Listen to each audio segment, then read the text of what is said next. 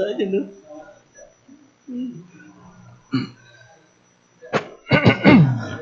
Bismillahirrahmanirrahim. Assalamualaikum warahmatullahi wabarakatuh. Waalaikumsalam warahmatullahi wabarakatuh. Innal hamdalillah nahmaduhu wa nasta'inuhu wa nastaghfiruh wa na'udzu billahi min syururi anfusina wa min sayyiati a'malina. May yahdihillahu fala mudhillalah wa may yudlil fala hadiyalah. Wa asyhadu an la ilaha illallah wahdahu la syarikalah wa asyhadu anna Muhammadan abduhu wa rasuluh amma ba'du. Alhamdulillah, puji serta rasa syukur marilah kita panjatkan kepada Allah Subhanahu wa taala yang telah memberikan segala karunia serta nikmatnya kepada kita semua hingga sampai saat ini kita diperkenankan oleh Allah Subhanahu wa taala untuk bertemu di tahun ini, dan alhamdulillah kita telah hadir di masjid ini.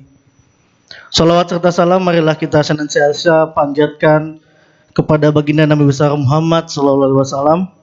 Mudah-mudahan kita mendapatkan syafaatnya kelak di yaumul qiyamah nanti. Amin. Lalu seperti yang telah diinformasikan oleh tim DKM Baitul Tamam, pada siang kali ini kita akan melaksanakan kajian ba'da zuhur. Kajian ini juga disiarkan secara langsung atau live streaming melalui YouTube channel DKM Baitul Tamam untuk pada bapak atau ibu yang berhalangan hadir siang ini. Adapun pada kesempatan kajian kali ini akan disampaikan oleh Bapak Imam Wahyu Nugroho, Kepala Seksi Perbendaharaan, dan saya selaku MC Randy Permana Rosidi. Kajian siang hari ini akan mengambil tema muhasabah akhir tahun. Untuk itu, kepada Bapak Imam kami persilakan untuk memulai kajian. Bismillahirrahmanirrahim.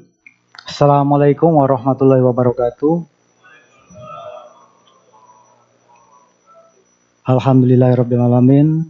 Wassalatu wassalamu asrofil ala anbiya'i wal mursalin Sayyidina wa maulana Muhammadin wa ala alihi wa sahbihi ajma'in, amma ba'du. Segala puji bagi Allah Subhanahu wa ta'ala yang telah melimpahkan kesukaan rahmatnya kepada kita semua, sehingga alhamdulillah pada siang hari ini kita masih diberikan nikmat iman, Islam, dan tentunya kesehatan, sehingga kita dapat hadir di tempat ini untuk mengikuti kajian ba'da duhur.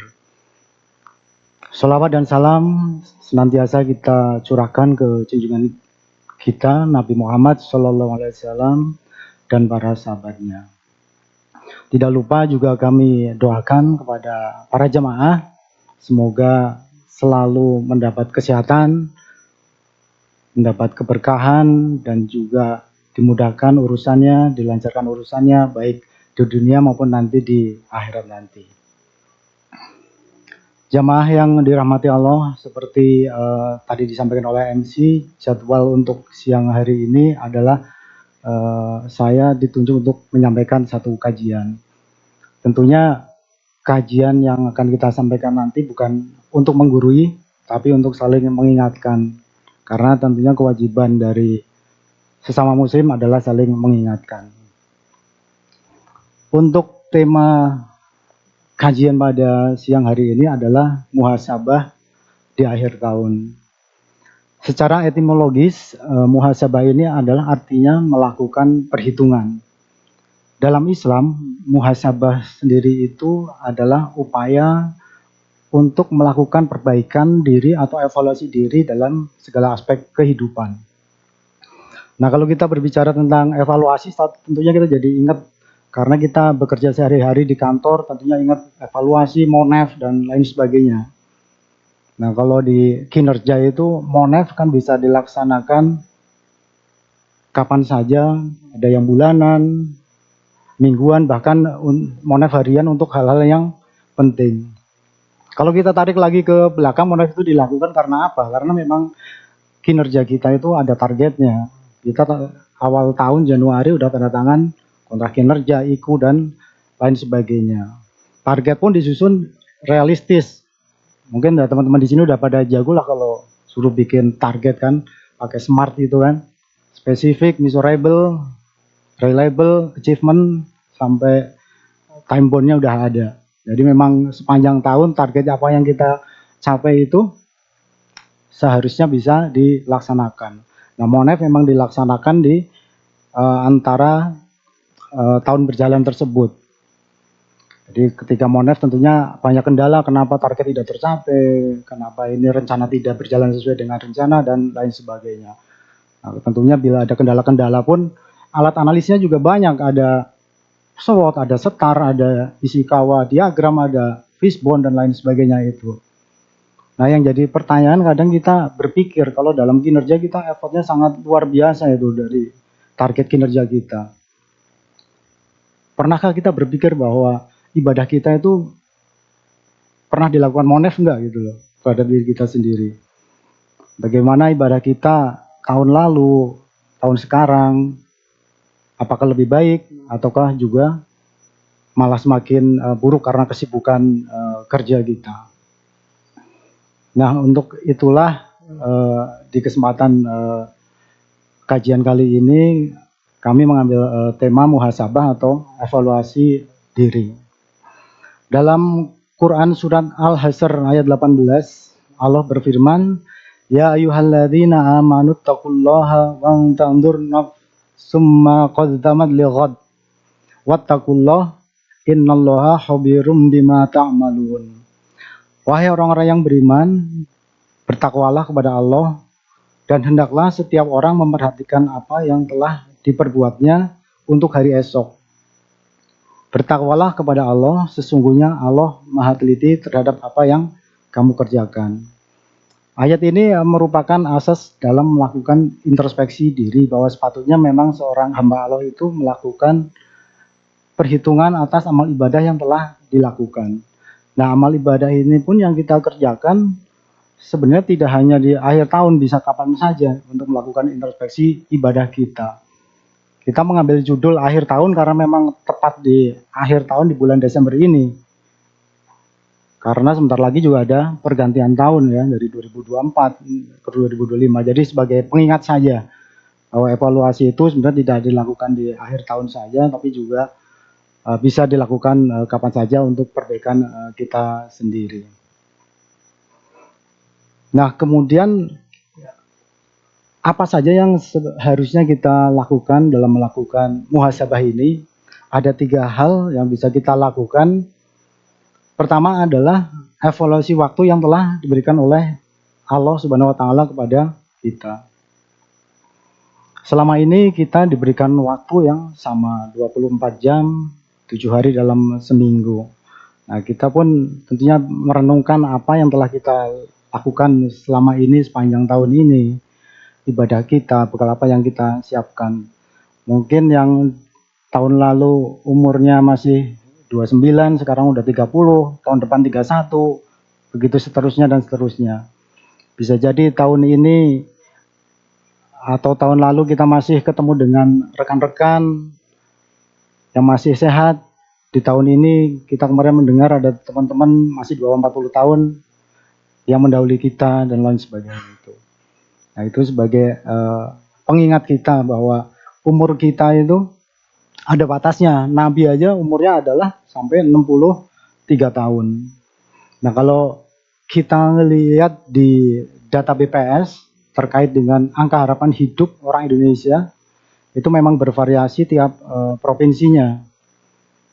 Tapi rata-rata kalau kita lihat per provinsi itu angka harapan hidup orang Indonesia itu yang menarik adalah wanita itu lebih tinggi angka harapan hidupnya dibandingkan laki-laki.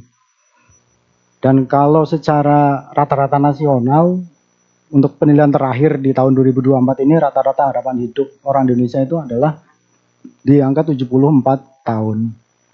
Nah, kalau kita lihat dengan angka 74 ini, kalau yang sekarang udah umur 50 atau udah mendekati 50 kan udah katakanlah 2/3 perjalanan hidupnya telah dilalui. Nah, sisanya ini apa yang akan dilaksanakan? Apakah begitu-begitu saja ataukah ada perbaikan dan lain sebagainya? Ini sebagai bahan perenungan kita bersama. Dan di Al-Quran pun terkait dengan masalah waktu ini Allah berfirman di surat Al-Ashr, wal ashri innal insana lafi usrin illal ladzina amanu wa amilus sholihati wa tawassaw bil haqq wa tawassaw bil sabr. Demi waktu, sesungguhnya manusia itu benar-benar berada dalam kerugian kecuali orang-orang yang beriman dan mengerjakan amal saleh, saling menasihati supaya menaati kebenaran, dan saling menasihati supaya tetap di atas kesabaran. Nah, ini surat yang berisi penjelasan tentang hakikat keuntungan dan kerugian dalam kehidupan, karena sesungguhnya manusia itu dalam kerugian itu loh, kecuali orang-orang yang beriman dan orang-orang yang soleh yang selalu mengingatkan dan menasihati. Dan celaka bagi mereka yang menyia-nyiakan waktunya, karena waktu itu berjalan terus, umur bukan semakin bertambah tapi semakin berkurang. Nah, kalau kita lihat sekarang kan teknologi informasi berkembang begitu pesatnya ya. Jangan sampai kita habis waktunya untuk dengan adanya teknologi itu tidak bisa memanfaatkan dengan baik, karena kalau kita lihat ya seperti mata pisau juga, kita bisa mencari informasi yang sebanyak-banyaknya dengan adanya kemajuan teknologi, tapi di satu sisi lain dengan adanya internet dan lain sebagainya itu bisa juga menyia-nyiakan waktu kita. Pentingnya manajemen waktu bagi kita semuanya untuk mengatur mana yang penting dan mana yang tidak penting. Nah, tentunya kalau kita lihat waktu untuk ibadah di kantor kita pun juga disediakan waktu sholat duhur, waktu sholat asar, bahkan kalau yang sampai malam ya, teman-teman pengawasan bisa sholat maghrib, bisa di kantor ini. Nah, kita juga mulai berpikir kembali, kalau sholat wajib tentunya semua umat Islam juga melaksanakannya, tapi bagaimana dengan yang sholat-sholat sunnah gitu kan? Kalau sholat-sholat sunnah itu bahkan menurut hadis riwayat Tirmizi dan Nasai serta juga Muslim itu ada yang dikatakan bahwa jika seorang hamba Allah sholat 12 rakaat sunnah setiap hari sebelum dan setelah sholat wajib, maka Allah Subhanahu wa Ta'ala akan membangunkannya sebuah rumah di surga, atau rumah akan dibangun untuknya di surga. Nah, ini sangat luar biasa. 12 rakaat itu 6 qobliyah dan 6 ba'diyah ya. 4 sebelum duhur, 2 setelah duhur, kemudian 2 setelah maghrib, 2 setelah isya, dan 2 sebelum sholat subuh. Kalau kita bayangkan di hadis sahih ini, Allah akan membangunkan sebuah rumah di surga. Jangankan di surga, di dunia saja kalau kita diberi hadiah oleh orang tiba-tiba, Pak ini hadiah rumah beserta kunci dan perabotnya buat Bapak, tentunya kita juga akan senang sekali. Tapi janji Allah akan memberikan rumah di surga bagi hambanya yang rajin melaksanakan sholat sunnah 12 rakaat ini. Dan ini adalah sahih ya. Kemudian hal yang kedua yang bisa kita lakukan, evaluasikan adalah, sudahkah kita bersyukur terhadap nikmat Allah yang telah diberikan selama ini? Syukur karena kita juga punya pekerjaan, punya keluarga, punya harta, punya ilmu, dan punya kesehatan. Dan untuk pekerjaan mungkin juga kita harus meluruskan niat kita bahwa kerja itu sebenarnya bukan hanya mencari penghasilan atau mencari nafkah saja. Kerja itu adalah ibadah. Kerja itu adalah bagian dari amal soleh. Kerja itu adalah jihad fi sabilillah. Kerja itu membuat kita bisa memberikan manfaat kepada unit, kepada organisasi, sehingga ini sangat penting sekali bahwa kerja itu bukan hanya mencari nafkah saja. Begitu juga dengan kesehatan ya, alhamdulillah kita masih bisa diberikan waktu sehat, bisa sholat di masjid ini, bisa mengikuti kajian. Pergunakanlah kesehatan itu dengan sebaik-baiknya. Nah, cara mensyukurinya juga kita juga harus menjaga kesehatan kita sendiri dengan tidur yang cukup, makan yang bergizi, olahraga, dan lain sebagainya itu. Begitu juga dengan ilmu. Ya, kita cara mensyukurinya adalah dengan mengaplikasikan ilmu yang kita peroleh ini dengan sebaik-baiknya agar bisa bermanfaat bagi organisasi kita, bagi semuanya. Jadi kalau punya ilmu juga jangan disimpan saja, tapi lebih baik lagi jika diaplikasikan untuk hal-hal yang positif. Nah, di Quran surat Ibrahim ayat 7, Allah berfirman, la in syakartum la azidannakum wa la in kafartum inna azabi lasyadid. Sesungguhnya jika kamu bersyukur, niscaya aku akan menambah nikmat kepadamu. Tetapi jika kamu mengingkari nikmatku, sesungguhnya azabku benar-benar sangat keras. Nah, pelajaran dari ayat ini adalah Allah akan menambahkan nikmat bagi yang bersyukur. Allah akan menambahkan nikmat bagi yang bersyukur atas nikmat Allah kepadanya. Dan juga jika hambanya itu ingkar kepada nikmat Allah, maka azab Allah akan sangat pedih. Nah, yang menarik adalah salah satu yang bisa kita ambil dari keteladanan sahabat Nabi Umar bin Khattab yang pernah berkata bahwa aku tidak menginginkan kekayaan dunia, namun aku hanya ingin agar Allah memberi keberkahan dalam setiap nikmat yang ada padaku ini. Jadi ini menunjukkan bahwa Umar bin Khattab itu tidak terjebak dengan kesenangan duniawi, tapi bagaimana atas nikmat itu bisa dimanfaatkan dengan sebaik-baiknya. Jadi itu adalah salah satu keteladanan yang perlu kita contoh bahwa kita seyogyanya tidak mengharapkan nikmat tapi yang nggak berkah ya. Jadi bukan banyaknya nikmat yang kita terima, tapi bagaimana kita mengelola agar nikmat yang kita peroleh itu bisa membawa keberkahan dan membawa rasa syukur kita kepada Allah Subhanahu wa taala.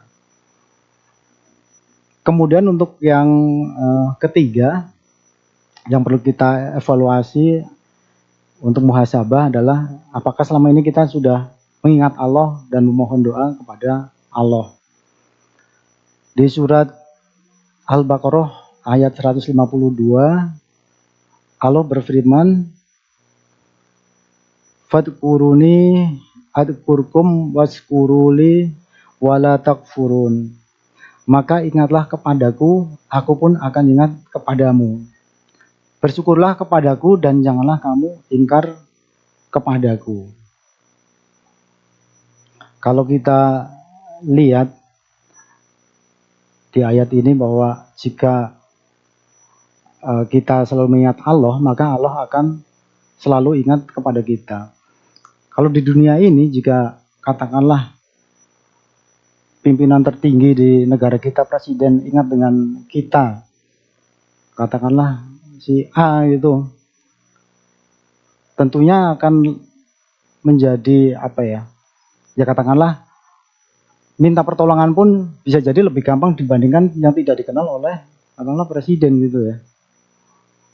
Umpamanya minta bantuan untuk pembangunan musola atau apa, bila dikenal oleh presiden karena memang baik dan sebagainya dan diingat oleh beliau, bisa jadi lebih mudah dibandingkan yang sama sekali tidak diingat. Nah, ini apalagi dengan Allah yang menciptakan kita. Bila kita tidak pernah ingat Allah, ya Allah tidak akan ingat juga kepada kita. Kita minta pertolongan pun juga nantinya tidak akan dilihat oleh Yang Maha Kuasa. Kemudian yang selanjutnya juga penting bagi kita adalah berdoa kepada Allah. Di surat Al-Mu'min ayat 60 disebutkan Allah berfirman, wa qala rabbukum ud'uni astajib lakum. Berdoalah kepadaku, niscaya akan kuperkenankan bagimu. Nah, ini juga penting sekali bahwa kita ini seyogyanya jangan meminta kepada atau berharap kepada manusia. Kalau tadi mengingat itu kan zikir ya, zikir. Kalau yang doa ini secara harfiah artinya meminta, memohon, berharap. Nah, kalau sebagai manusia kita juga berharap kepada manusia, kita hanya mohonnya kepada manusia, nanti pasti akan kecewa. Hanya janji-janji saja, pasti akan kecewa. Tapi kalau kita memohon berharap kepada Allah Subhanahu wa taala, insya Allah akan diperkenankan, karena ini adalah janji Allah di surat Al-Mu'min 60. Nah, pertanyaannya bagaimana kalau udah berdoa kok masih belum juga dikabulkan? Bisa jadi Allah akan memberikan yang hanya menjadi kebutuhan kita saja. Suatu saat nanti doa kita akan terkabul entah kapan, mungkin tahun depan, mungkin minggu depan, mungkin besok, dan lainnya juga tidak tahu. Tapi Allah lebih mengetahui kebutuhan kita daripada keinginan kita. Dan ada waktu-waktu dan tempat yang seyogianya juga mustajab bagi kita untuk berdoa. Kalau waktu mungkin yang ada tulisan di layar tempat kita ada juga itu. Jadi doa yang tidak tertolak adalah doa ketika antara azan dan iqomat. Salah satunya itu. Kemudian ada juga waktu malam Lailatul Qadar, tapi itu hanya setahun sekali ya, Lailatul Qadar. Kemudian ada juga kalau untuk tempat yang mustajab tentunya ada beberapa ya, di Mekah, di Madinah. Kalau kita lihat di Madinah tentunya di Masjid Nabawi, di sana ada Raudhah ya, taman surga. Sana yang karpet hijau lah. Karpet hijau itu yang disebutnya sebagai Raudhah, salah satu tempat mustajab untuk berdoa. Dan kalau kita ke sana pun 2 jam sebelum subuh udah dibuka, orang sudah nunggu sebelum jam 2 pagi gitu ya. Jadi begitu dibuka oleh askar, biasanya orang langsung berduyun-duyun, langsung lari menuju ke Raudhah itu. Kalau di Masjidil Haram lebih banyak lagi ya tempat-tempat untuk yang mustajab untuk berdoa, bisa di Hijar Ismail, di Rukun Yamani, di Safa Marwah, dan lain sebagainya. Intinya kita juga berdoa bisa di mana saja, karena dengan berdoa kita memohon kepada Allah pertolongan dan memohon agar bisa diberikan yang terbaik. Nah, ada satu keteladanan yang patut kita contoh dari salah satu sahabat Nabi, yaitu Sayyidina Ali, yang menyatakan bahwa aku senang jika doaku diijabah oleh Allah, dan jika tidak diijabah maka aku lebih sangat senang. Nah, ini Sayyidina Ali berpikir bahwa kalau tidak diijabah doanya, pasti insya Allah akan diberikan gantinya lebih baik, atau nanti suatu saat akan diijabah. Jadi kepada jamaah sekalian, seyogianya jangan putus asa dalam berdoa meminta kepada Allah Subhanahu wa taala. Jadi demikian kajian yang dapat kami sampaikan untuk siang hari ini. Ada 3 hal untuk kita melakukan muhasabah. Yang tadi pertama adalah kita mengevaluasi waktu yang telah diberikan oleh Allah selama ini kepada kita, dan kita juga perlu merenungkan sisa waktu kita ini di dunia akan digunakan untuk apa saja. Kemudian yang kedua juga kita mengevaluasi seberapa besar rasa syukur kita terhadap nikmat yang telah Allah berikan kepada kita. Dan terakhir adalah kita mengevaluasi dengan cara terus mengingat Allah dan memohon doa kepada Allah Subhanahu wa taala. Demikian, terima kasih. Wassalamualaikum warahmatullahi wabarakatuh. Luar biasa ya Bapak-bapak sekalian, penyampaian dari Bapak Imam. Kajian yang disampaikan mengenai muhasabah diri di akhir tahun. Jadi untuk di kehidupan kita sehari-hari ya Bapak-bapak, muhasabah itu istilahnya bisa jadi untuk monefnya kita ya, kepada diri kita sendiri. Jadi bukan hanya, jadi monef itu lebih ke apakah ibadah kita tuh sudah lebih baik tahun ini dibandingkan tahun lalu. Apakah rasa syukur kita sudah lebih baik tahun ini atau kurang, seperti itu. Bisa saya tambahkan juga melalui salah satu hadis, hendaklah kamu menghisap atau memeriksa diri kalian sebelum kalian dihisap, dan timbanglah amal kalian sebelum amal kalian ditimbang.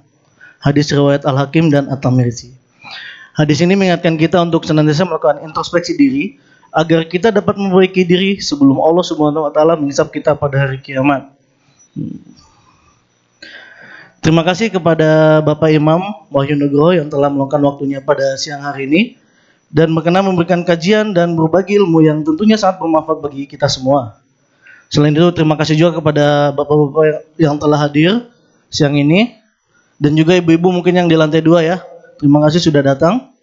Semoga apa yang dibahas tadi dapat memberikan manfaat dan menjadi bekal kita dengan lebih baik lagi, serta semoga kegiatan kajian dalam acara kajian Ba'da Zuhur ini dapat menjadi kebaikan kita semua.